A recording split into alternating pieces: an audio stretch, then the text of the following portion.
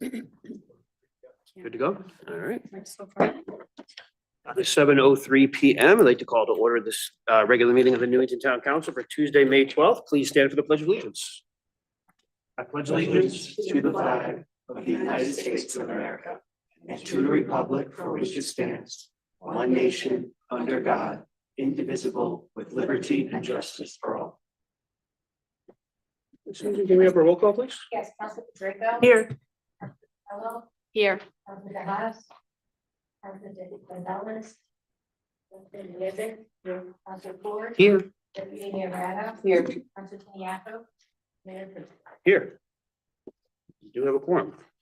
Moving on to approval of agenda. If there's any changes anyone needed to make, now's the time. If not, I'd entertain a motion to approve. So approved. Motion by Councilor Floyd, I'll second. second by Deputy Mayor Rada. Any discussion on approving the agenda?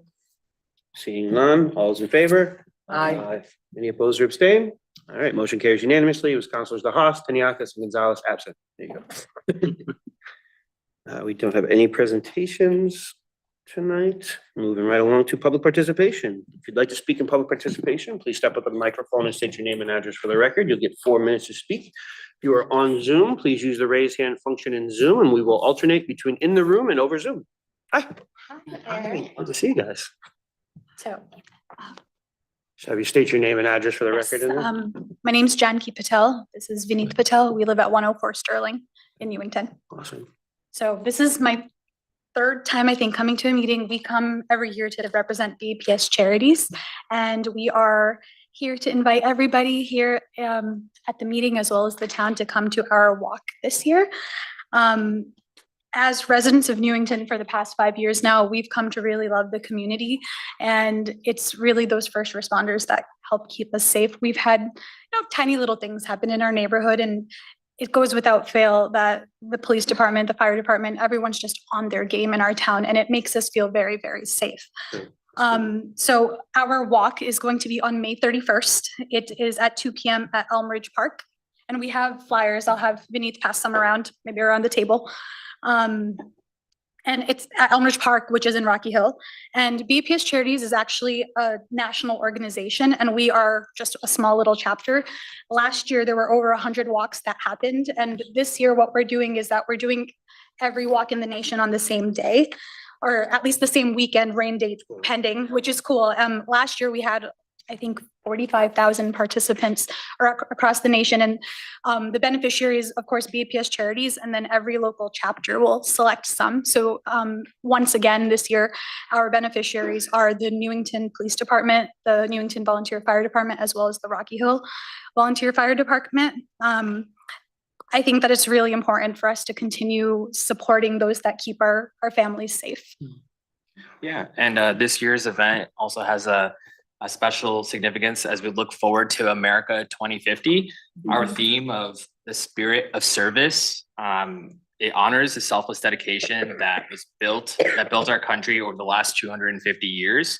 Last year alone, as my wife Janki mentioned, the initiative brought together 45,000 people nationwide who participated in the walks in various chapters that supported 90 beneficiaries locally in different districts. There is no better way to celebrate that legacy than by supporting those who serve us today. So we humbly request all of you and everyone here seated in the audience to join us for our walk on May 31st at 2 p.m. at Elmridge Park in Rocky Hill. And thank you for having us. Thank you. Thanks for being here. Appreciate it. Thanks, guys. Of course.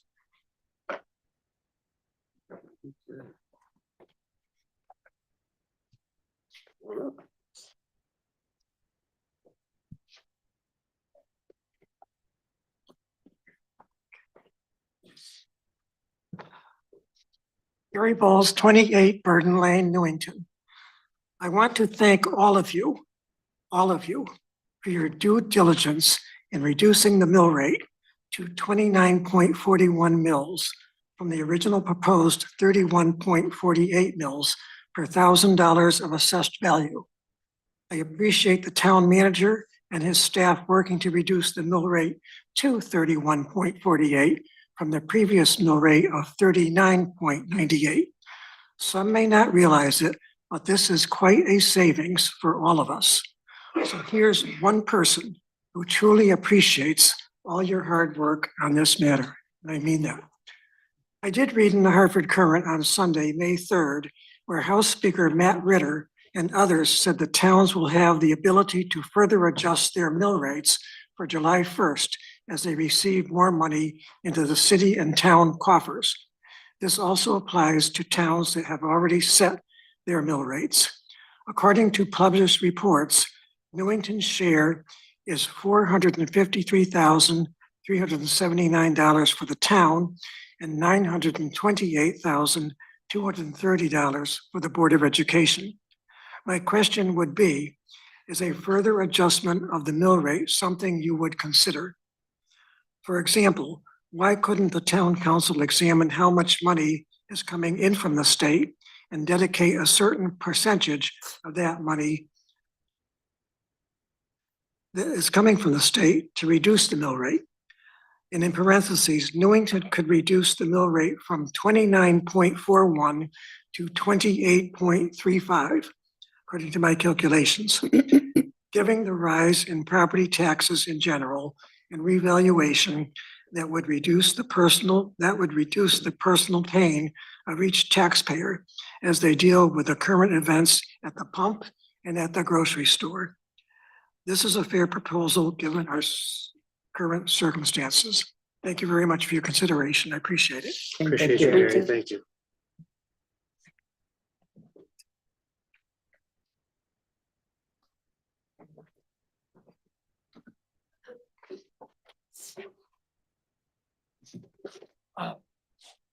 Wayne Alexander, 28 Burden Lane.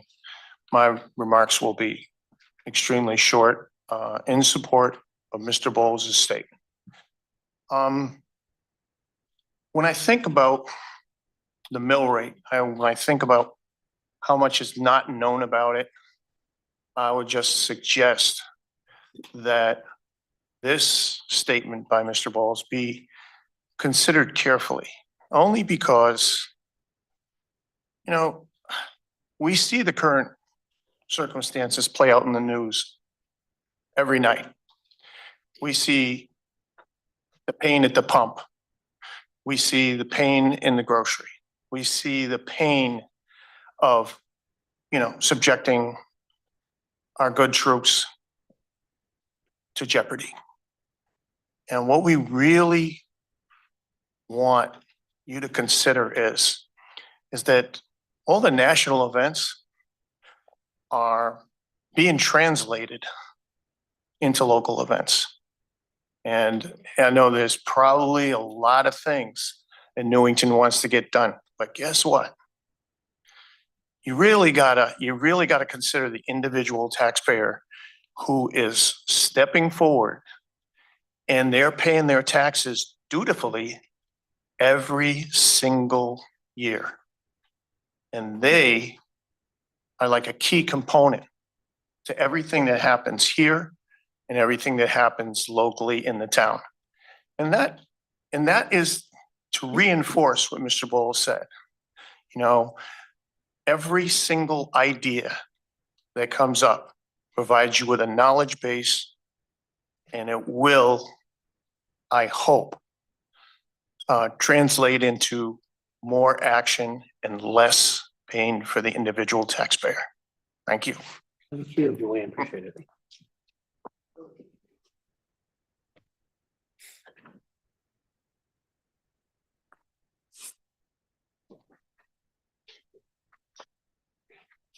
Hello, my name is Elena Starr. I'm from 44 Windmill Lane, and I'm a homeowner. This is my 6th visit in a row to the Newington Town Council, and this is my 5th time talking, and I am not a public speaker.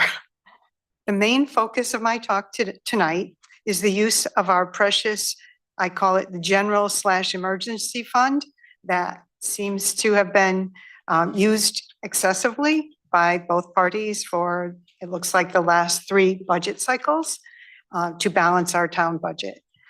My understanding is that the town of Newington previously received substantial federal COVID relief funding from the American Rescue Plan Act, or ARPA. And my understanding is that these funds were temporary in nature and that the council knew they would be expiring. To that end, at the last town council meeting, Councilor Matt Plourd seemed to express that the action of cutting into our general fund was necessary because of federal budget cuts affecting Newington. Was Councilor Plourd referring to these one-time ARPA funds that eventually did expire? Or was Councilor Plourd talking about a separate and distinct and ongoing federal budget cut to our town that would, from, I believe his words, necessitate using the general fund to balance our budget as an ongoing practice? I believe that Newington residents need clear and accurate explanations about why our reserve emergency funds were and are being used to offset operating expenses and in order to balance the town budgets. So we need to strive for long-term sustainable budgeting practices so that the general fund does not become a routine mechanism to close our budget gaps. Thank you. Thank you, Elena.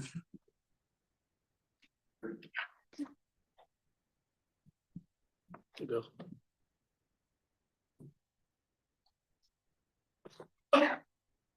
Evening, everybody. Bill McCarthy, 206 Churchill Drive.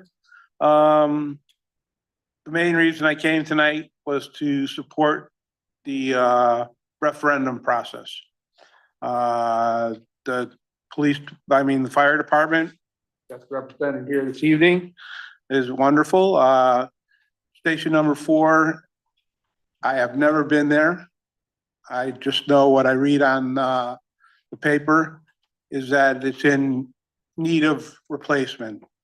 I see the I saw the proposal that was presented, and I believe the timeline for the referendum is something that we have to take into consideration. I realize that this is just May, but if we want to do the referendum process, we have to start so that it starts in June. So that's it. I support getting a new firehouse for station number 4. I don't know the particulars. I just saw the renderings and stuff like that, and it seemed like a worthwhile project. The other thing is the animal control officer. I certainly hope that the town is still trying to hire somebody. I'd like to know, I tried to find out how many impoundments or captures or whatever you want to call them that there were last year of animals and that were actually needed housing. And the number that I came up with someplace was 140. I don't know if that's estimate of all the animals or just dogs or whatever. And I want to know if we've already started shipping people up to Bloomfield. Shipping animals up to Bloomfield. I still think when we first discussed this in the budget meetings, it was said that we could take money out of the budget to out of the general fund, which I think that's where the extra money should go anyway, but that we could consider purchasing the canine property. I still think that's a good idea. I think that it would be good for the town of Newington to have a facility in town instead of shipping off our animals up north, which causes an undue burden on people that are trying to retrieve their animals. That means that they would have to drive up to Bloomfield to get their animal and pay whatever fees that they have to pay up in Bloomfield. And I think it would be better if we could just facilitate and grow our own program here in the town of Newington. Glad to see that they're working up on Cedar for the radio communication tower. I'm surprised that they need to build a road and stuff like that, but I think that's good. So anything else? I can't think of anything else off the top of my head. Always nice to see everybody. Thank you. You too. Thanks, Bill. Excuse me. Anybody else in the room over Zoom would like to speak in public participation? Come on up. I'm back. My old friends, how's everybody? So, Donna Valenti, 146 Beacon Street. I would like to share my thoughts regarding the money that we got from the state. I know that the Board of Ed got above 928,000.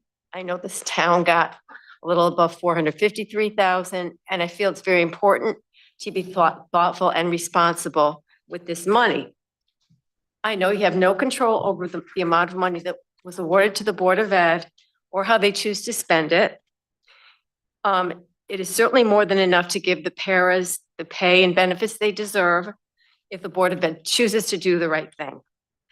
Therefore, I feel it would be appropriate to withdraw the money Newington gave to the Board of Ed, which is $97,708, which is about a tenth of the money they just got. Take that money and combine it with the $453,000 that the state gave us and use it to either help lower the mill rate or, and I understand that might be a challenge because the bills are getting ready to go out. My other thought would be to use that money and put it back into the general fund so that we have that in reserve in case something comes up.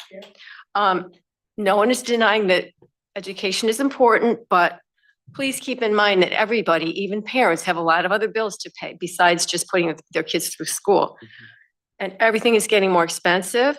So I do want to say thank you and I commend you all for all the long hours you spent negotiating this budget, the way you did it in such a respectful and bipartisan way. I think that's amazing. And I know it was a lot of hard work, but I feel like this is the easy part. And I really hope you'll do the right thing with this money. Thank you. Thank you, thank you. Thank you.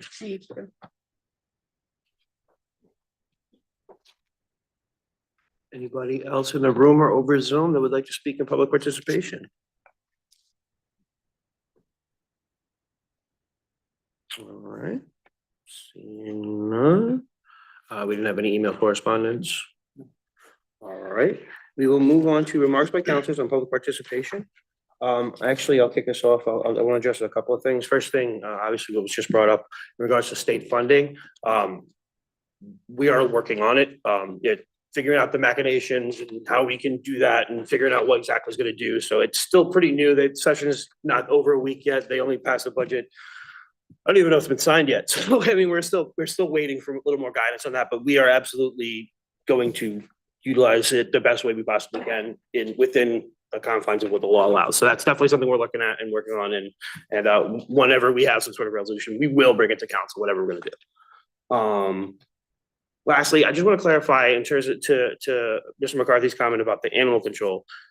The animal control officer quit. We didn't eliminate the program. We are continuing animal control. We will continue to have an animal control. We have an officer covering it currently until we're able to hire a new one. That is separate from the situation with Connecticut Canine.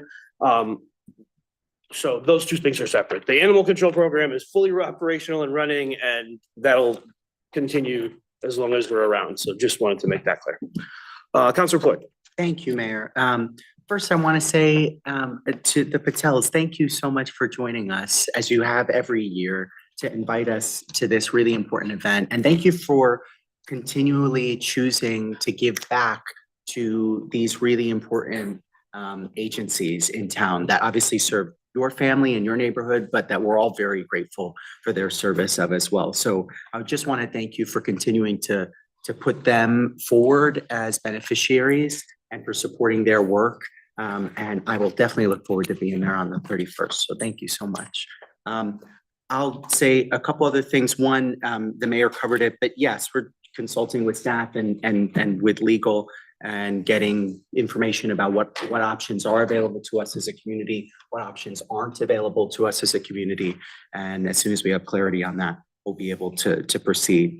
And then to address Ms. Starr's comments, and it's wonderful to see you for 6 meetings in a row, and I hope many more to come. But I was referring to ARPA in those comments, and I was quite clear in my comments at the council meeting as well in referring to those one-time funds that a prior council, knowing that they were one-time funds, chose to supplant operating dollars with and use that money instead. I think that was a mistake, but it's a mistake that's not easily rectified over time. Unfortunately, with that money having been used for operating funds or to supplant operating funds and operating expenses continuing to stack up, eventually a town has to look for what other revenue sources are available to it to rectify the mistake of using those one-time funds. And that has been for, as you mentioned, 2 different councils, I guess 3 different councils, the use of the general fund. I agree that it's important for us to wean off our use of the general fund. And I think over the next year, there's going to be a lot of discussion at this table about how important it is to do that and set that in policy. So I completely support that work. I don't think it's sustainable to continue to use the fund, but unfortunately, mistakes of the past mean that we have to budget in ways that allow us to keep the town whole. And in this instance, not just for that reason, but also for the fact that to deny residents relief in this unprecedented budget time, to have this be the year in that unprecedented year that we would abandon or deny relief, I think is quite concerning and quite cruel. So again, I think it's important over the next year that we reduce our use of that fund and in subsequent budgets, reduce it significantly. But that was the reason for my vote in service of using the general fund this year. And I was referring to ARPA when I was referring to those funds before. I hope that answers your question. Thank you, Councilor. Deputy Mayor Rada. Yes, also, thank you to the Patels for coming again. We always love to see you here, and thank you for the services, for your service to the communities, and for supporting the important work that's being done by our first responders. I will try to be there, lace up my sneakers and be ready to go. In echoing what Mayor Trister and Councilor Plord just said, we are waiting to hear how we can, within the confines of regulation, use the money that's coming from the state. And we'll happily explain that and be able to share that with folks once we have clarification on what's coming in and what can be done. And the third thing that I would like to say is thank you to the folks that are here tonight. Yes. I wasn't quite sure that, we had quite a showing and an outpouring of public participation during the whole budgeting process. And then I thought, okay, well, the budget has been passed and now we're going to be lonely with, just a few, not saying Bill and Gary, you folks come pretty regularly, but to see other folks here and to come up and to participate and to share your concerns and your thoughts with us. I find it remarkable and excuse me, very happy to see your faces here again. And I hope that you continue to do that, because this, believe it or not, I can only speak for myself, but I feel like it energizes me, and it probably energizes the rest of us, that people are listening, people are concerned, people have questions. We may not always agree, or there may not be, we may need clarification, but it's really important to have those voices present and to be heard. So thank you all so much. Thank you, Mayor. Any other remarks from council? Right. Seeing none. We're moving on. Next is executive session. Councilor Plord, can you please read the resolution? Resolved that the town council, in accordance with Connecticut General Statute, section 1-206A, hereby moves to go into executive session and invites Mayor John Trister, the members of town council, attorney Alexandra Vocio, assistant town manager Lauren Rhines, and town manager Jonathan Altschul to discuss a personnel matter regarding a pending settlement. Motion by Council Floyd, Second. second by Deputy Mayor Rada. Any discussion on this? Seeing none, all those in favor? Aye. Any opposed or abstain? All right, motion carries unanimously. Councilors DeHaas, Gonzalez, Tiniakis, absent.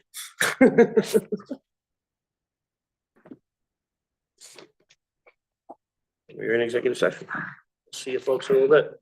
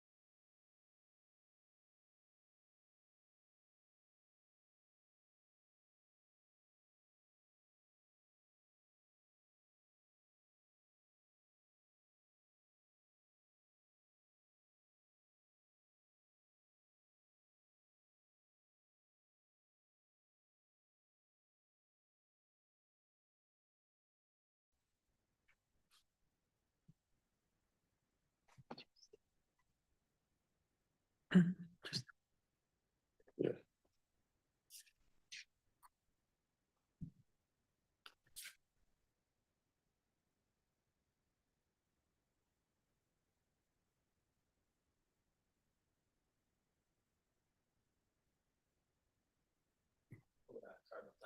right. All right, no, I just want to, just for the record, in case there were some audio issues, in case you didn't hear prior to what we're doing right now, we just approved the tax refunds for May 12th. Go right ahead, Councilman Draco. Whereas a tax payment for the 2024 grand list submitted at closing for 54 Priory Road was misapplied to 52 Wakely Road due to clerical error, and whereas the payment for both properties were timely received and included identifying information indicating intent for proper application, and whereas such misapplication resulted in artificial delinquency and interest accrual not due to taxpayer default, and whereas both the tax collector and the assessor have determined that this delinquency is attributed to an error on the part of the town and is not the result of any action or failure on the part of the taxpayer. And whereas section 12-145 of the Connecticut General Statutes requires that any waiver of interest attributable to an error by the tax collector or assessor be approved by the vote of the legislative body of such municipality. Now, therefore, be it resolved that pursuant to the terms of section 12-145 of the Connecticut General Statutes, the town council hereby authorizes the tax collector to retroactively reallocate the 2024 grand list payment for 54 Briarwood Road effective the original receipt date. Reverse the corresponding payment credit from 52 Wakely Road. Abate all interest charges on the 2024 grand list resulting solely from the misapplication of said payment, and adjust town records of the 2024 grand list to reflect the proper application of funds. Second. Motion by Councilman Draco, second by Council Floyd. Any discussion on this? Seeing none, all those in favor? Any opposed or abstained? All right, motion carries unanimously. Councilors DeHaas, Tiniakis, Gonzalez, absent. All right, moving on to item 10, minutes of previous meetings. Just for the record, we are only going to be considering items A, B, and C, as D is not quite ready yet. So we're still waiting on the April 21st meeting minutes. So I would entertain a motion to approve the April 7th, 2026 public hearing meeting, the April 7th, 2026 special meeting, and the April 14th, 2026 regular meeting, pending any changes that you may have need to make, Deputy Mayor Rada. Well, on, let's see, public hearing for April 7th on page 3, first bullet. I'm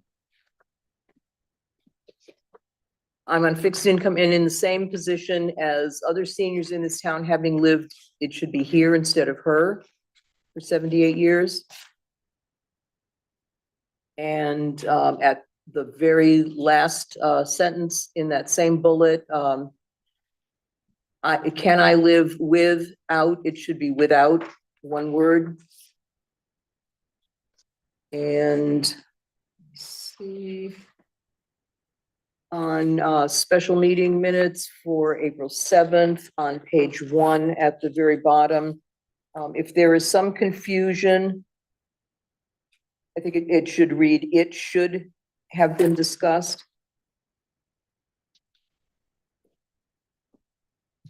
Page 2, the second bullet from the top, it's the second to the last sentence. I would like to, it should be, I would like to advocate. And number 4 on that same page, towards the bottom of the first bullet. Let me see where I can read it here. I encourage you to take a look, the BOE, it should be take a look at, that's the ad is just missing. And I didn't have a chance to do any editing on the next one. Entertain a motion to approve those 3 meeting minutes pending, with the changes requested by Deputy Mayor Rada. So moved. Motion by Council Floyd, Second. second by Council Rodrigo. Any discussion on approving the minutes? Seeing none, all those in favor? Aye. Any opposed or abstain? All right, motion carries unanimous. Councilors DeHaas, Tiniakis, Gonzalez, absent. All right, so moving on to resignations and appointments. We had just the one resignation. Council Floyd, do you want to read that? Certainly. Resolved that the Newington Town Council hereby accepts the resignation of Robert Tallard as a member of the Vehicle Appeals Board in accordance with the correspondence received on April 27, 2026, and effective immediately. Second. By Council Floyd, second by Deputy Mayor Rada. Any discussion? Seeing none, all those in favor? Aye. Any opposed or abstain? Motion carries unanimously. Councilors DeHaas, Tiniakis, Gonzalez, absent. And we have one appointment. Council Floyd? Resolved that the Newington Town Council hereby makes the following appointment. Town Plan and Zoning Commission, name Zahina Crespo Morales, alternate member, address 34 Coolidge Avenue, party D, term immediate to 11/30/2027. Motion by Council Floyd, Second. second by Council Capella. Any discussion on this? Seeing none, all those in favor? Aye. Any opposed or abstaining? Motion carries unanimously. Councilors DeHaas, Tiniakis, Gonzalez, absent. And now we're moving on to new business. Item A, recommendation from Fire Department Project Building Committee on Fire Station Number 4. Steve Woods, I believe you're up, sir. Good to see you, Mr. Mayor. Good evening, everybody. Good evening, Steve. As always, it's a pleasure to be here tonight. Steve Woods, and I am the chairman of the Fire Department Public Facilities Building Committee. I'm joined today by Bob Roach, who's the principal at Fire Architects. Don Brown is a member of the committee. Stanley Sylvieski is a member of the committee. I don't. Other members of the So fire guys. right? Fire, yeah, the fire chief is back there, who's been an integral part of the committee and following us through this and giving us some great advice. So we're gonna, first of all, I think you all know we have a fire station, which actually most people in this town don't even know where this fire station is. But it's a very important fire station to the town because it allows access for that piece of town. If there was ever an accident, especially with now the traffic that's on Cedar Street or something happened on Newington Avenue, they're kind of landlocked. But more importantly, this building is very, very old, very outdated, and very small. So it no longer serves the needs of the community. So we were tasked to look into that, possibly renovate that, which we kind of knew very early on that it wasn't possible, but to do something with the existing building. So the next thing we did is look at alternative sites. And again, remember, it was imperative that we kept this building, this new building in that neighborhood.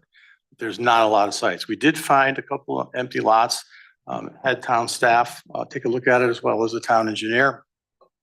And because of the topography and the development cost, it just wasn't feasible. And they're also taking it from an existing neighborhood that's had it for 55, 60 years, putting it into a new residential neighborhood. We didn't think that it was the right thing to do. So the neighborhoods kind of accepted it. And again, I think it's important to be there. And tonight, I'm actually going to Bob walk us through where we are with it and show you what we come up with for a conceptual design. And we have, we think it's a very good budget that carries us out approximately 18 months from this date. So we are hopeful that you put it out to referendum, it passes, and the money that we have budgeted up to this point should carry us through that point for construction. We should be okay. Okay. With that, Bob, I'll turn it over to you. Sure.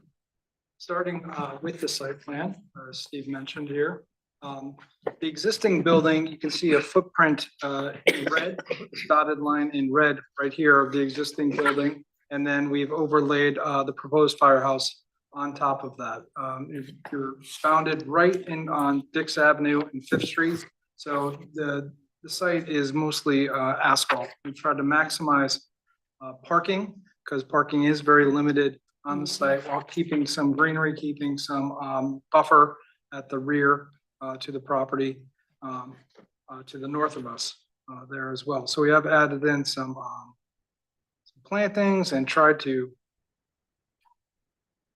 make it as nice as possible. We've kept a large apron at the front so we can pull out the trucks and maintain the trucks at the exterior of the building and just try to have a nice buffer there. Next, I'll show you where we are with the plans. And there are some notes here on the plans because we're going through the process through design, working with the fire department, the chief and his staff, working with the building committee. We had a lot of back and forth through the programming phase. The biggest driver of the building itself is adding a second apparatus bay. They currently only have one at the building. They have a larger truck that they're acquiring. So we have two apparatus bays here at the front of the building. We do have two deduct alternates. One is we've built in a radiant slab in the bay, so it's heated. So we have a deduct. We're going to bid that out and see where the numbers come in. So we have a deduct alternate to take out the radiant portion of the concrete slab. And then also here, we originally had 3 columns. The fire department would like it a lot better if those columns were not in the way. So in order to have a larger span, we've had to upsize the structure a little bit, but we do have a deduct alternate to if the bids come in higher than budgeted, we can go back and put the columns back in and reduce that structure a little bit. So the main vestibule to the south, it just comes into a quarter. It's a very, very simple building. Downstairs, we have everything supporting the apparatus space. We have their gear storage. They're gonna have a workbench in here. They're gonna have lockers.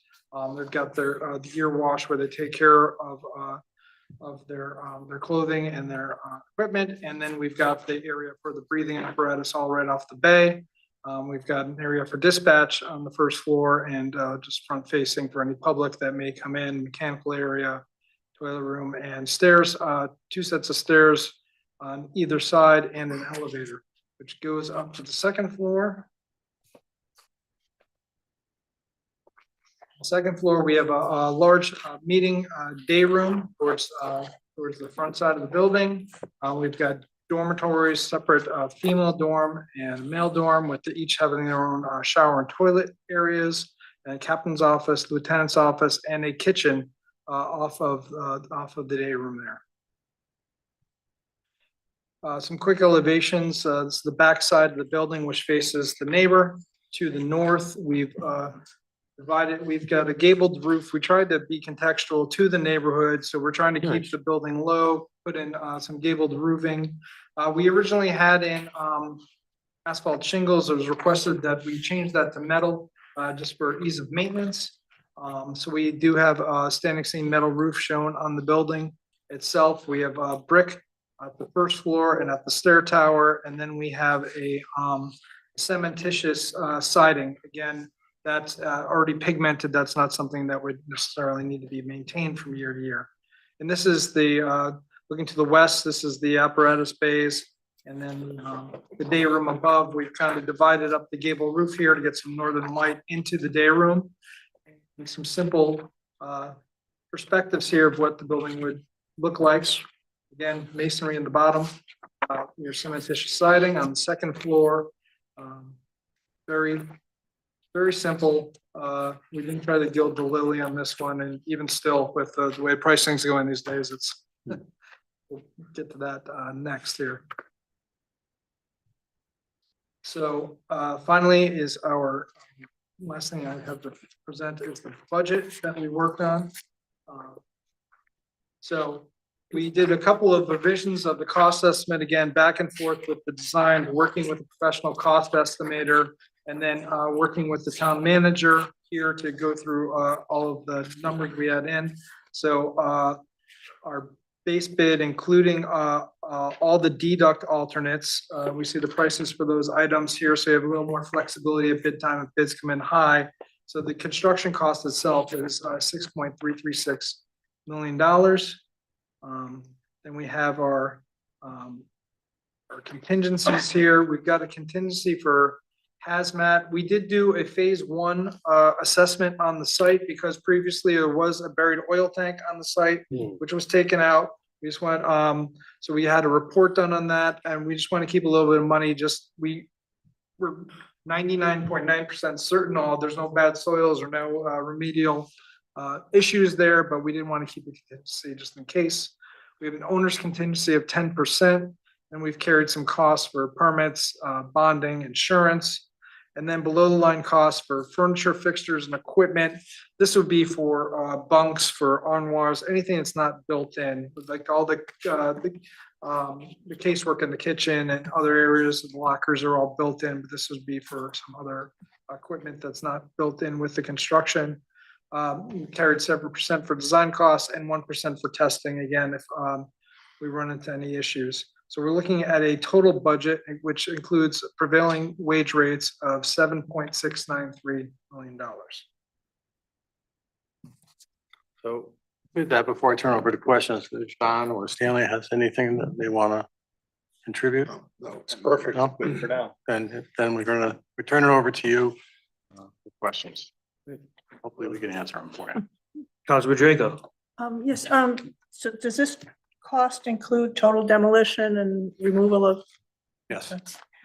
And if, assuming, the referendum passes and we get into construction, whatever, and at that point, there's cost overruns, not necessarily because the bids come in higher, but there's just cost overruns. Those 3 deduct alternates can be worked in at that point. Those would be taken at the time of bid. Okay. That's not, you would want those items bid out separately, so you have the number. And yeah, you can maybe wait a little bit into construction. Sometimes what you can do is you can enter a clause in, like a 60-day or 90-day clause, that the contractor has to hold those options open at that price. Okay. Okay. Yeah. It's the metal roof you can hold for a little bit, a while, but the radiant slab, when you're doing the foundation, you're gonna wanna know that right away, whether you're doing that or not. Not unlike our school projects, we also have contingencies. So there's a contingency built in for the contractor, and there's a contingency built in for the owner. So there is money available for cost overruns. Okay, thank you. And there's actually, even at this point, we have what's called a design contingency, because we don't have plans per se, right? This is all conceptual. So there's money in for that right now. So let's say the design changes a little bit. We have money to pull from our budget into the line items to cover that cost right now. And once this gets going, it doesn't seem like there's gonna be a severe impact to the neighborhood because the building is there already, but will you do some kind of outreach to the neighbors, just to kind of let them know? I don't know. I'm sure we will. Yes. Okay, thanks. Councilor Blood. Thank you, Mayor, and thank you so much for being here and presenting this to us and for all of your work on this project. I just have 2 quick questions and then some comments. The first, I know that there was some consideration for some time about building up rather than out, and not expanding the footprint of the building on the parcel. Can you just talk about why the committee ultimately decided that this version of this made the most sense? In other words, to expand the footprint made the most sense. So the goal all from the beginning was to get 2 bays. So we couldn't do that by just going up. So we had to go wider. So that's the 2 bays. And then with it adding the second bay, obviously, because the lot is so small, there's no place for the amenities, for the locker rooms and for the equipment rooms and for the offices. So that had to be upstairs. And long term, this is my second question. Long term, I mean, this piece of land is very, very small. And folks, if they're not familiar, should go out into the neighborhood and take a look. It is very small. Long term, is the committee at all concerned about the longevity of this building in particular on that parcel? Like, are we gonna have to come back here, soon thereafter because we will outgrow this building? I don't X amount of see, years? well, not in my lifetime, that's for sure. I don't see us outgrowing this building for a long time, considering the building we had has lasted over 60 Yeah. years. Yeah. But the equipment has grown. Yeah, Equipment can't grow, it can get longer, it can't get any wider. So unless the state of Connecticut changes their laws, right now, vehicle width can only be 8 feet. So the vehicles aren't any wider than they were before, but they're longer. As it is right now, we can back a truck in. It's one of the smallest pieces of apparatus that the fire department has. There isn't sufficient room. You need a 3-foot border around the piece of apparatus. We don't have that now.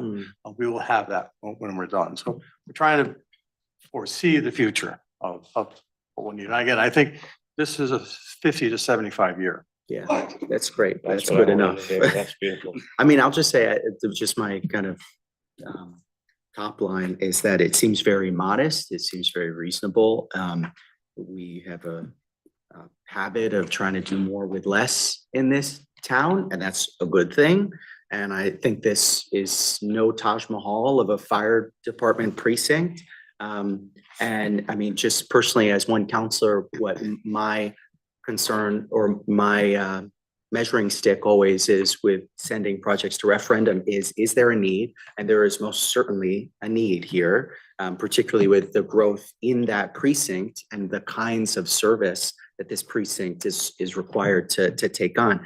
And then is it financially prudent? And that's going to be the discussion that we're going to have together with finance staff, reviewing our debt capacity and what's available to us. And I look forward to getting their supervision and judgment on what that looks like. But I think this is moving in the right direction, and I really appreciate your very hard work to get it to this point. And Thank you. again, Counselor, we're, you know, money isn't our key deciding factor, right? You've in charge us with designing a proper building for that space, but we do also look at the money. So that, you know, this is not the Taj Mahal. It is also not bare bones. This is going to give the men and women that serve this town of Newington a very respectable, decent place to operate out of, which they haven't had ever. It's the least Well, they they did deserve. back maybe in 1954, 55. It was state of the art, or everything's state of the art when it's new. I was 2. Thank you, Steve. Deputy Mayor? Yes, Bob, nice to see you. I'm nice that we'll be working with you again. My question was pretty similar to Councilor Plourd's. I'm looking at the floor plan for the first floor, and that was my thought that I know we can only kind of estimate over the years how much length the apparatus are going to take on. Just if you could explain or provide a few more details about the 2 pieces of apparatus that are going to be. I'm looking at you because Yeah, I either don't Don mean or to. actually we can ask the Yes, chief to come up too. What pieces of apparatus are there now, and what pieces will be in there? And it looks as though, and from your response to Councilor Plourd, that you've definitely taken into consideration years moving forward and the space that you're going to need as the apparatus becomes more Do you detailed. want to take it down or you want? I can start. Okay. So currently, engine 4 is housed there. That engine was specifically ordered short so that it could fit in the current building. Okay. There are no pieces, no other engines in this department that will fit in Station 4. Yeah. Okay, so just to put that into perspective in terms of the need. So if engine 4 goes out of service, there's no engine in that firehouse. But when that needs to be replaced, we're not gonna be able to order a short engine again because the requirements are going to change in the ensuing 10 to 15 years.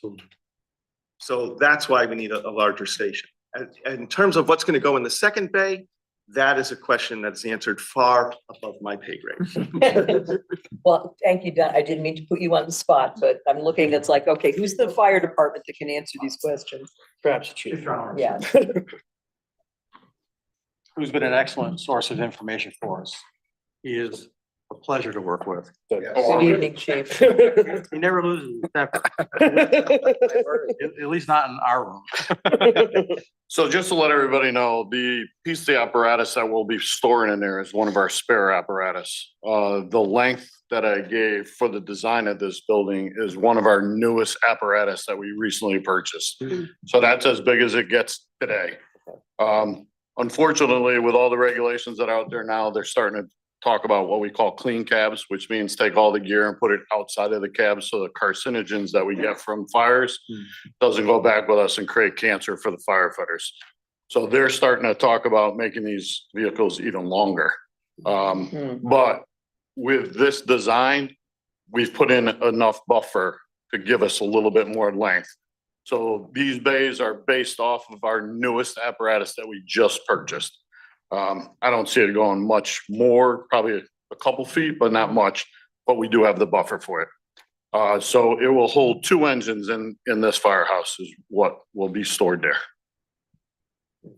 Thank you. Yep. Counselor Davis? Thanks, Chief. Yes, I have 3 questions. How long of a demolition time span are you talking about if obviously building has to come down? Demolition would be relatively quick from the time a contract is signed, and the building will be down within a matter of month and a half, as long as there is no hazardous materials found, right? So we won't know that until we start and do some of the research, but building will go down fast. From start to finish, about 12 to 18 months tops. For the whole thing? The whole thing. Really? Yeah. Wow. That's awesome. And it is, I visited the location and it's a residential area, which was kind of, for me, peculiar. But I'm thinking with demolition and you're mentioning that it could take up to 2 months. So obviously, because it is a residential area, are there any accommodations or provisions that are going to be made or announcements to the neighborhood residents, or maybe closing off one of the streets, or just, I mean, you know, for safety's sake? We How do will you get around definitely notify the residents that this is happening, Mhm. if it does move forward. But as far as the demolition goes, it's actually the best time that we have, because we have the whole lot. As we tear that building down, we have space to work on that we won't have when we're building the new space.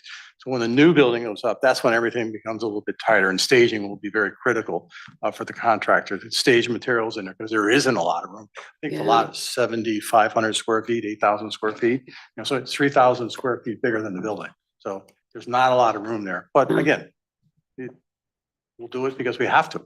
Mhm. It's a beautiful rendering. Have you made another question? Yeah, just one other question that I thought of, and you may have mentioned it.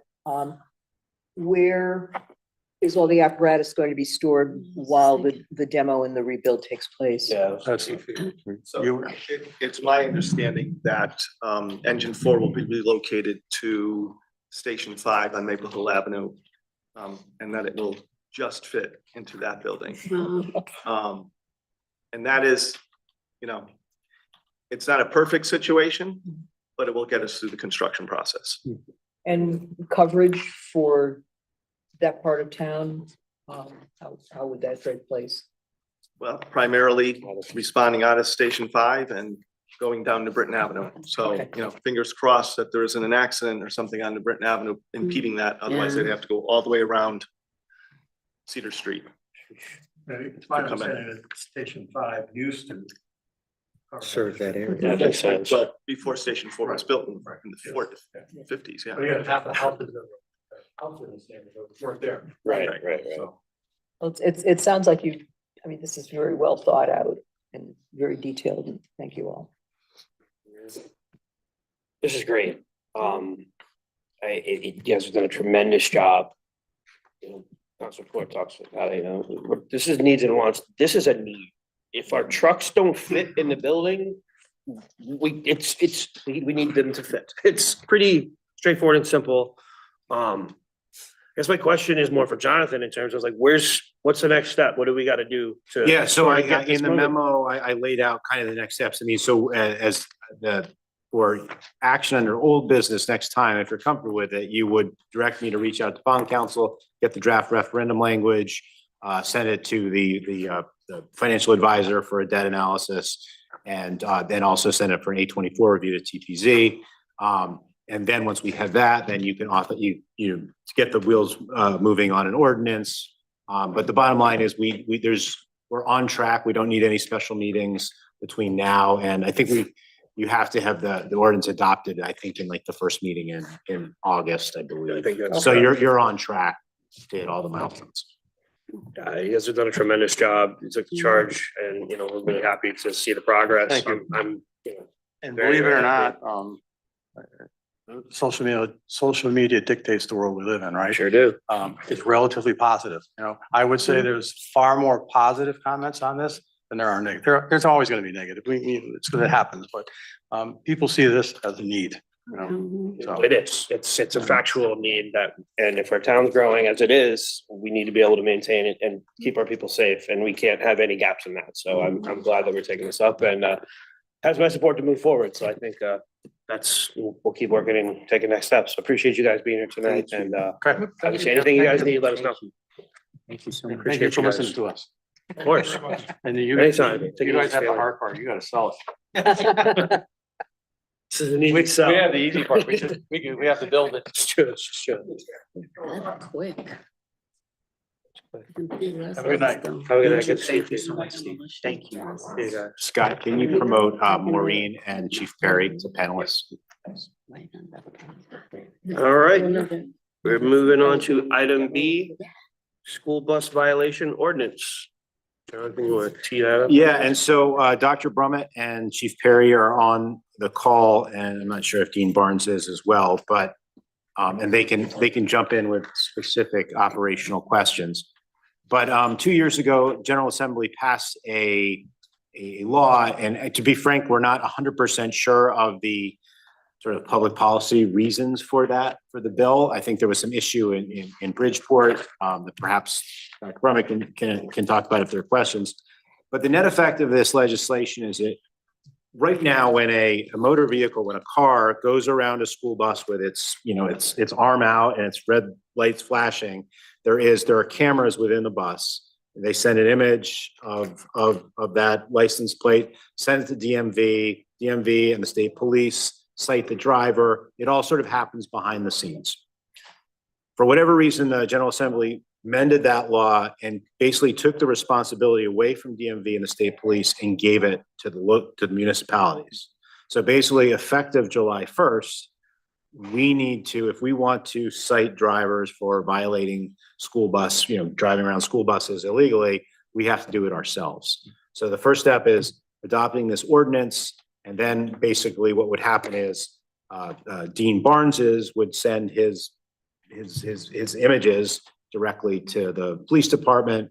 I think the idea was that Chief Perry would hire somebody perhaps a retired officer on a part-time basis to actually issue citations. And then there would also have to be an appeals process. I'd have to appoint an appeals officer to handle any dispute that people taking issue with their citation.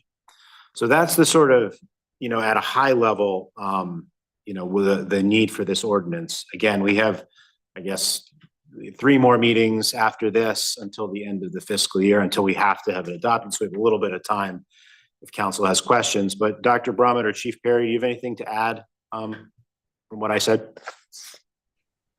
I don't mind jumping in, Tom Andrew Altschul. I believe the impetus behind the new legislation is the goal of keeping any revenues generated from these tickets with the town.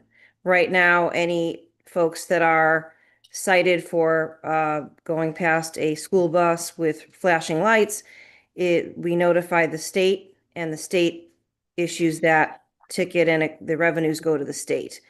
Frankly, as a school system, our goal is to keep the kids safe. And one way or the other, we think folks that run past a school bus, probably should have some sort of consequence. But we don't benefit from any revenues. But I believe this change in the law was meant to keep the revenues in the town. And it effective July 1, if the town chooses not to modify the ordinance, then we are no longer able to do anything relative to providing footage or any type of notification that a citizen of the town of Newington has gone past a flashing school bus. I will tell you, on a regular basis, on a weekly basis, Dean reports that we have 5+ folks that do that, sometimes way more than that. So it's a frequent occurrence. It's not a random or rare occurrence. Unfortunately, it's a regular occurrence. So I'll turn it over to the chief if he'd like to make any comments. Yeah, I agree wholeheartedly. The public safety component of this with the school children being at risk, the police department would take on the responsibility that's required to make sure that this program is successful. Obviously, for us, it would just be a new workload, operational adjustment for us. And as the town manager said, we would look to hire someone, doesn't have to necessarily be like a certified police officer, it can just be someone, employed with the police department to do that certification of the violation and then, have that citation sent out. And I would also add, I mean, the revenue generated from this would probably pay for that part-time officer. So worst case scenario, this is like cost neutral. There could be some additional money. We don't really know exactly how much. There could be some additional money in the long run. I'd also add it dovetails well with the red light camera technology that we could be rolling out as well. So the same officers that would be doing the citations for this school bus thing, that additional red light camera duty could be, superimposed upon that as time went on as well. Questions from council? Counselor Davis? Yeah. Is there a difference in terms of, you issue the ticket for the individual, running past the school bus? In this situation, if the individual doesn't pay that ticket, does it go to court and they follow through with a judgment if they just refuse to pay that fine, that penalty, compared to the red light conversation we had some months ago? I'll ask the chief if you know the answer to that question. Yeah, so currently, correct. The DMV would issue an infraction for a Connecticut General Statute traffic violation. And if they were to agree and pay the ticket, it would go to the Centralized Infraction Bureau. If they pled not guilty, they would get an opportunity to go to court, and that would be determined in traffic court. With the town citations, really it falls on the town to deal with the collection component of that citation, and then it holds no bearing. It's the equivalent to a parking ticket in the sense of how the town would process that. So there would be no, they'd have a hearing, that they could appeal it with. And, the decision would be made by the hearing officer on the guilt or innocence of that incident. And then it would be up to the town to work out a way to collect that, that cost for that violation, which I think generally right now, I think down south, they're running programs similar to this. And I think the current citation price is $250 for that school bus passing citation. That's here in Connecticut? Correct, the cost? yes. Yeah, and that's the amount that's in the ordinance too. Yeah. So it sounds like in addition to the additional duties to an officer, it sounds like there would be a need for an additional person, for a hearing officer, for hearing person? Well, yeah, I don't think the hearing officer position is going to require a whole lot of manpower. I mean, if we're talking about, I think Maureen said five violations per week, and then how many people appeal them, maybe 1 out of 10. That would be very modest. So the simple answer your question is I'm not 100% sure how that would work right now, but I don't view it as this onerous responsibility in the grander scheme of things. Okay, thank you. Councilor Draco. Yes, well, I'm glad that there's only like maybe 4 to 5 a week, and I would assume obviously during the summer there would even be less. If it's not the owner of a vehicle who's driving it, let's say it's a teenager under 18 or whatever, it's the ticket or the whatever would go towards the owner of the vehicle. I believe it says registrant of the vehicle, Okay. yeah. And there's no stipulation in here about multiple violations. So I mean, to me, if somebody's a multiple offender, there should be some kind of escalation clause. I mean, I don't know. Just my opinion, quite frankly. So. Dr. Brum, do we have, Do we have flexibility with stuff like the punitive? Like to Counselor Bedreiko's question, do we have any flexibility, as you're aware, with that? Is that a? That might be more of a legal question, but all I can tell you is that our school buses are fully equipped with cameras and we can videotape violators and provide that to the police. We cannot do that after July 1 unless this ordinance changes. How it's handled after that and the fines and all of that are a separate matter from us. We have cameras on our buses regardless because they're used for other things, student discipline and, maintenance of order. But what we're able to do is provide that footage to police if this ordinance, currently we can do it anyway, but if effective July 1, we would have to have this ordinance guiding that. But the mechanism for us is quite simple. We don't get into the violations and all of that, or, our drivers certainly are radio back to dispatch when they've had someone blow through a red flashing light, and then they know when they get back to the office that they'll look at the video footage. I'm just concerned about a multiple offender, and I wonder if maybe you can just check with legal Yeah, about that, absolutely. We because can I do definitely think have that that is a concern if someone continues to ignore school bus violations. Thank you. I thought my understanding of the statute too was that additional offenses could result in higher fees, not of this ordinance, but of this enabling Okay, statute. yeah. So, yeah, We can add it. be very interested. So I guess our next steps are to sort of tee up the change and, appreciate, it seems like a no-brainer when the schools and the police are in agreement on something we better do it. So we appreciate you guys coming here tonight and, we'll take it up, we'll get the process rolling at the next meeting. Thank you very much. Thanks, guys. Have a good night. Thank you. Item C, appointment of auditor. Something we do annually, correct? Correct. Yeah, we have to submit this to the state as when we submit the budget. So administrative stuff. It's mandated by charter. And Mandated by charter. Council Floyd? Thank you, Mayor. I also know that in addition to appointing this auditor, the council has an audit subcommittee that has met to approve the auditor that's selected through that process, but that may have additional responsibilities. And since that ordinance was first put into force many, many years back, its authority or the work that it has done has been very limited to just approving that auditor. And I would just broach that I think it's important that committee meet and do additional work. And I know under councils of both parties, that committee has basically ceased meeting. So I think it's important that we do that and we'll look to the assistance of staff in getting that committee back on the ground. Yeah, and so this is the last year of that, right? You want to talk to that a little bit? Yeah, so if there's, and I actually just went down a rabbit hole with some other meeting conversations that have happened about this audit subcommittee.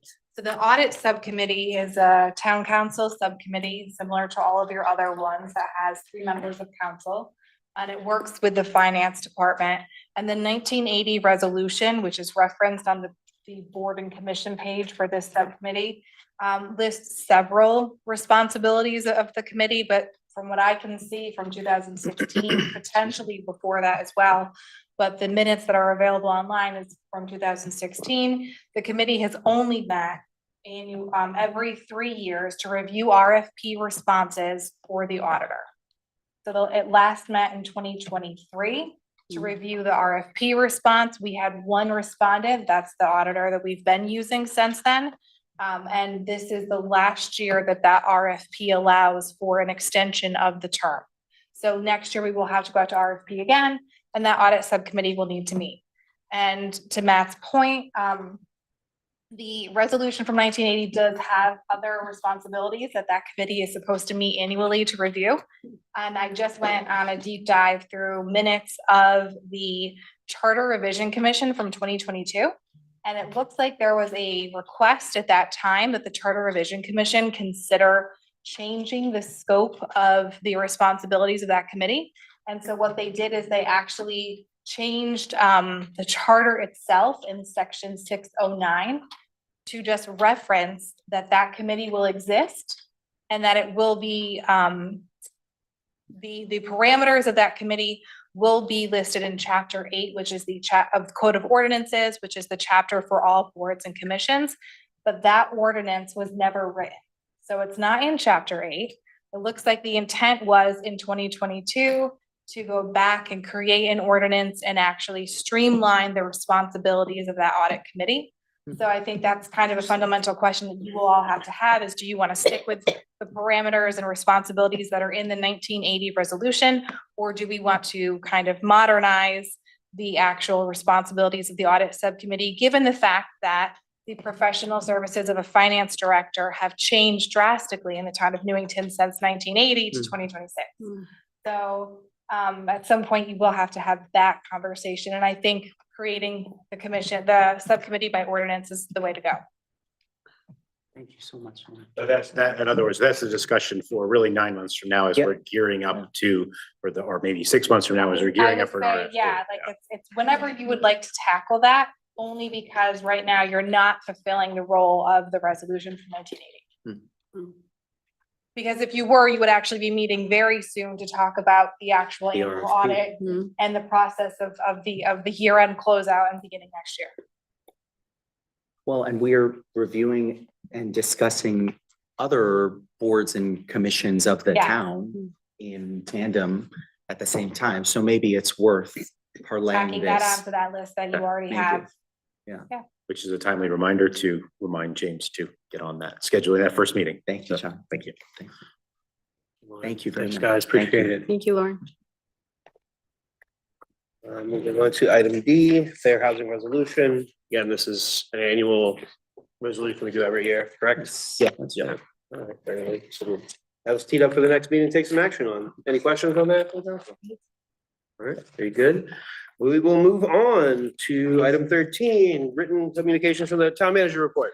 Yes, thank you, Mr. Mayor. I have a couple of things, a number of things I wanted to bring your attention, some positive, some not as positive. During public comment, there are no number of comments made about the additional $1,534,791 that we received in state aid. And I am prepared to talk about that if you want to engage tonight. There are a couple of things that we're required to do. First, of that amount, $928,230 was for the Board of Education. We are required, that money comes to the town, but the budget bill requires that we either appropriate that money to the Board of Education, or we use it to lower the mill rate. That also leaves us $606,561 on the town side that we can either just allow it to fall into fund balance, as I think some people were talking about, or reappropriate it, or to address some, offset some budget cuts, or to lower the mill rate. As a practical matter, we are running up against a kind of a deadline because we have to get tax bills out. So opening up that mill rate just has like some sort of practical considerations of whether we have time. And we'll be able to talk about this more at the next meeting. But one thing that was critical in the budget bill, I think both Lauren and I were just like looking at the charter and looking at all the timelines baked into the charter for us to adopt our own budget. What's critical about that budget bill is it supersedes all local town charters.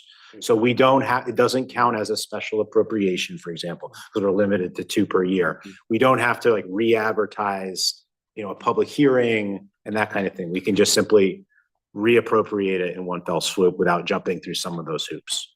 So talk more about that, I think, at the next meeting. For sure. I do want to highlight a couple of things on the land use side. Tomorrow night in TPZ, a very interesting pre-application meeting about the potential redevelopment of the Keeney property into a potential mixed use space where the combinations of residential, retail, and perhaps some community space as well kind of could be a very interesting to see the direction that project takes. That's tomorrow at 7. And then similarly, Paul is teeing up some, going back to the Public Act 25-1, the formerly known as HB 8002, the Affordable Housing Law. Paul is teeing up some with the TPZ some draft regulations for that middle housing, that 2 to 9 unit housing. So he's hoping to have those draft regs set up so that they can have a public hearing about it sometime in mid-June. So more to come on that, but a kind of interesting development. On the sort of bad news side, as yesterday, as probably most of you know, the 272 West Hill Road, that I believe the second oldest house in town was demolished after, after lots of discussion, unfortunate.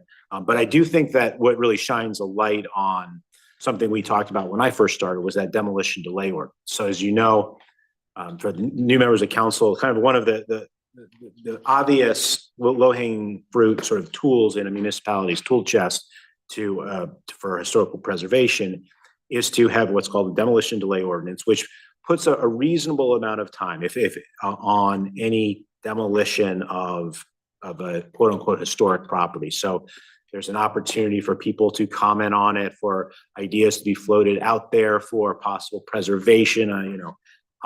It's not a panacea by any stretch of the imagination, but it does provide more time for a town working with a property owner to research options for preservation. So Eric Hinckley is working on that, still working, methodically on that historical preservation inventory that he's doing. And hopefully we can use that as the basis for a demolition delay ordinance coming up, not in the not too distant future.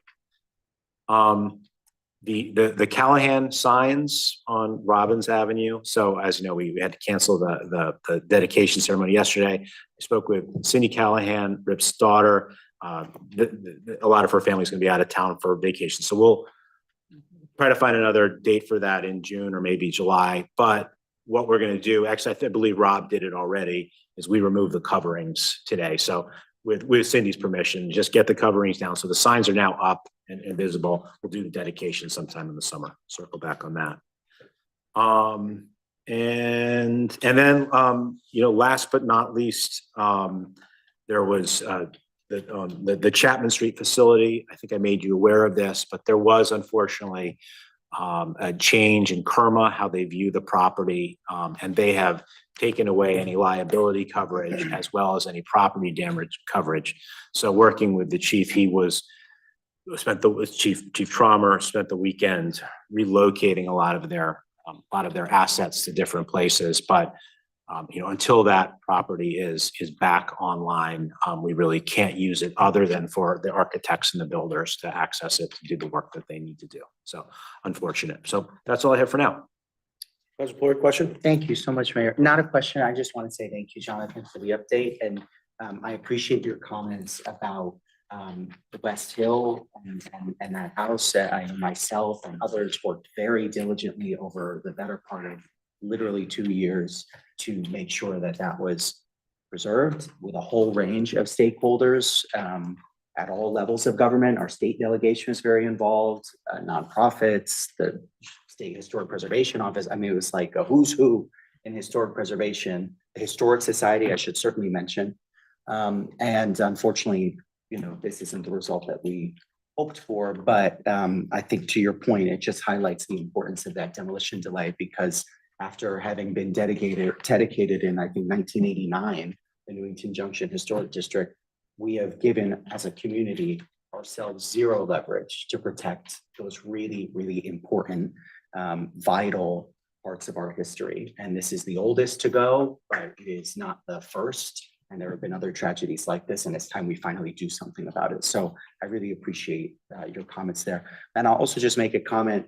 Thank you for the context around some of that money that we received from the state. And I know we'll have some robust discussions about what makes the most sense to do with that money. But I don't want those discussions to negate the really important statement that should be made, which is thank you. That is a considerable investment in our community at a very difficult time for all of us. And it is not without precedent that we would be able to reopen our budget, so to speak, and adjust the mill rate, but it is very rare.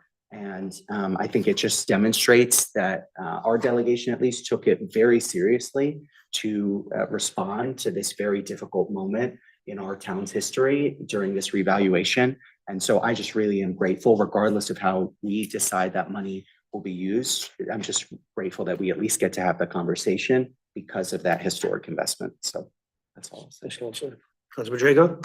Oh, yeah, I just want to hop on the 272 West Hill Waples House demolition. And I personally want to thank Counselor Plourde and Deputy Mayor Arata, and who we worked closely together with, also with, Eric Hinckley, the Historic Society people, to really tried hard. So, and it was a pleasure working, bipartisan on something like this. And as Counselor Plourde said, it's a loss, and this demolition delay will hopefully, because in my opinion, there are two things we haven't been very good at as a town, and it's historic preservation of our assets or open space as well. And both of them need to be protected and preserved. So I'm hoping that we can move forward with efforts in the future. Thank you, Counselor. Thank you, Jonathan. Any other questions? All right, seeing none. Council liaison committee reports. Councilor Draco, you're quicker than you, Matt. Sorry, Matt. But actually, town manager kind of hit on this a little bit, but I just, tomorrow night, TPZ is holding that pre-application discussion for the proposed project at the Keeney Manufacturing site in the center of town. And again, it's a pre-application discussion. It will be at 7:00 tomorrow here at the town hall for 244 residential units, mixed-use retail office project. There's going to be anchored by a pedestrian town square, indoor-outdoor performing art theater. It's quite ambitious, and their proposal has a total of 8 buildings plus 658 parking spaces in 2 underground garages. The plans call for rebuilding of Lowry Place, narrowing the existing road. And I just want the public to be aware that the discussion is informal and non-binding, and it's a pre-application. So it's basically just to kind of bring it forward to the commission tomorrow, get a discussion started, hear some of maybe the concerns and comments from the commission. And should that move forward, they would still have to file a formal application. There's been a lot of chatter on Facebook, both pro and con, and I'm urging anyone who has an interest, because it's on the agenda, you cannot speak to it at the meeting tomorrow. But if you're interested, either if you're for it or against it, or you just want more information, I think it would be helpful if you did tune in or show up to hear what the developers have to propose, as well as bantering back and forth with the TPC commission. So for those who are interested, again, tune in tomorrow. Unfortunately, you won't be able to comment on it because it is an agenda item. That's the rules of the TPZ. But it has the potential to significantly impact how our downtown will look. And I think it's important for residents, one way or the other, no matter what your opinions are, to be informed through direct information and dialogue rather than through Facebook. Thank you, Councilor. Councilor Plourde. Thank you, Mayor. And I will add to Councilor Draco's point that, again, that meeting is happening tomorrow, and absolutely folks, regardless of how they feel about what has been presented thus far online, or the pieces of information, pro, con, or somewhere in between they may have seen on Facebook or other places, it's very important to stay informed about what owners intend to do with their properties, is particularly in our center of town. And of course, particularly on this parcel, which represents something like 1/3 of our active town center and could have a considerable impact, positive or otherwise. So I think it's important for folks to stay informed. I'm going to be watching that presentation very closely. And while the TPC is going to be providing its feedback on the proposal. That's an opportunity for folks to consider what kind of feedback they would give too if they were sitting in those seats. So encourage folks to come out to that meeting. Counselors? Since Counselor DeHaas and Counselor Taniakis aren't here, I get to share their report, which is a reminder to folks that this coming Sunday is the library, Lucy Robin Wells Library 5K road race and the Little Readers Sprint, Sunday morning, 9 o'clock. If you haven't got your tickets yet, do it. You can go to the library, you can do it online, or you can show up and do it that day. So look forward to seeing folks run around on Sunday, especially the little sprinters. The little readers, that's so fun. That's all I got. And I just, for the record, I will be running. I am signed up. You're running. I believe Scott is as well. So there's going to be a competition So it's a for race. fastest town employee between me and Scott. So It's a true we'll see. race. Yeah. You'll be race. Yes. Rada will watch from the back to see it. I'll take photos. All right, with that, we're moving on to public participation again. If you'd like to speak in public participation, step up to the microphone, state your name and address for the record, or use the raise hand function in Zoom. We will alternate. I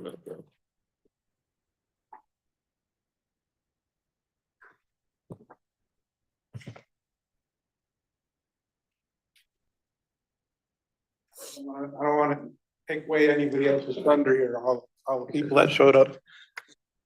I'm glad, Bill McCarthy, 206 Churchill Drive. Thank you. I'm glad that Jonathan mentioned the TPZ meeting tomorrow, and Gail also talked about it. There's been a lot of chatter on Facebook about it. And personally, I think this is a wonderful opportunity to get rid of the Keeney building. That may sound mean, but it's been sitting there vacant for, well, not vacant, but minimal usage for a number of years now. And it's sort of hindering the development of the downtown area. My question was, how is it going to affect Lowry and Market? And I guess they've sort of addressed what's going to happen out over on Lowry. They're going to widen it out and put in walk path and stuff like that, which is all very good. But I think it's an interesting proposal. And somebody actually mentioned, well, maybe this will help revitalize Northwood Plaza too, which would be an excellent, finally get a grocery store back downtown. I like the idea that they're gonna put the parking garage underneath the ground. I think that's wonderful for 500 something. 600. That's excellent. And the other concern people are having is about traffic. And somebody said, well, let's widen Main Street. And I don't think that's a good idea. I think to maintain what we have down by the church and by Roosters and stuff like that, I think that all should remains stable. And widening the rest of Main Street up in that residential area doesn't make any sense at all. The parking garages are going to be emptying out onto Lowry, and Lowry traffic flow should be going right over to Constance and then down onto Cedar. So that should, it's only 200 some odd people that are going to be moving in. And then the other thing was about class sizes in school and stuff like that. From what I gathered, our class sizes aren't that phenomenal. The ratio of student to teacher is something like 10.10 or 10 to 1 or something like that. And the class sizes are like 20 or 25. We have plenty of room to grow in our school systems. We've been developing our middle schools and our primary schools, and the high school is more than adequate. I heard that across the country, people are complaining about decreasing enrollments. That's that. People that move into these apartments aren't going to be families. They're going to be people that are working. And the other thing was that people are concerned about low income housing. And that's not what this is. This is relatively a business opportunity. And it will increase the tax base. because it's a property tax. Okay, that's it. Thanks. Thanks, Bill. Thanks, Bill. As always, appreciate it. Anybody else in the room or over Zoom that would like to speak in public participation? Seeing none. Remarks by counselors. Councilor Draco. This isn't on public participation, but I just think it's important to mention for some of the people who've been here a while, that Phil Block, the former chairperson of the Conservation Commission, recently passed, and he was very, very instrumental in chairing that commission. He had an awful lot of knowledge. He was an excellent chairperson, and I am forever indebted to him because he cast the deciding vote in halting development on Cedar Mountain for Toll Brothers. It was a very nerve-wracking meeting. The votes were tied and he had to cast the deciding vote, but he was that whole discussion, I just saw how patient he was, how fair he was to both sides, how he allowed testimonies from both sides. And that decision, it could have gone either way, and it could have changed the face of our whole mountain. And again, he was just an excellent chairperson, and it's a loss to the town of Newington. Thank you, Councilor. Any other remarks from council? All right, seeing none. I don't think there's any informational items. Covered the library race. I would entertain a motion to adjourn. So moved. Motion by Council Ford, second by Council Draco. Any discussion on adjournment? Seeing none, all is in favor? Any opposed or abstained? All right, motion carries unanimously. Councilors DeHaas, Niakis, Gonzalez absent, 8:59 PM. Boom. Take care, guys. Have a good night.